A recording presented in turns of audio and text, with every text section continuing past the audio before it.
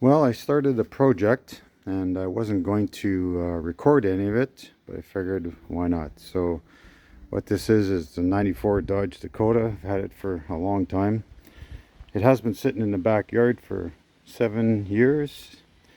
Actually, if you look back in a video I made about the rad flush, coolant flush, because the transmission cooler in the rad leaked and there was water in the transmission fluid. So after I did that, it just sat, and as you can see, the sun has baked paint off of this side, and I'm trying to get it back on the road just without spending a fortune on it.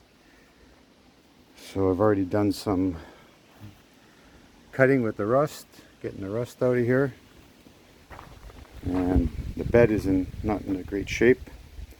Really needs a new bed, but for now I'm just going to try and fix it. So I'm working on this patch right here, and I've already replaced all the metal brake lines. You can see there. Replaced the metal brake lines all the way around.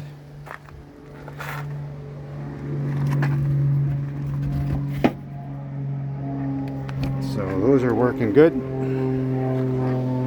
And it's a 318. Seems to run pretty good. Like I said, it's got old gas in it, and probably use some plugs and stuff like that. But some more brake lines. And I also had to replace the proportioning valves, and I replaced the master cylinder. Luckily there was one of these at the wrecker, so I got the parts used. The problem with the regulator was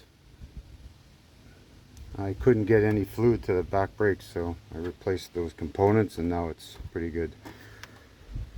So maybe I'll do some more videos on these patch repairs and see what you think.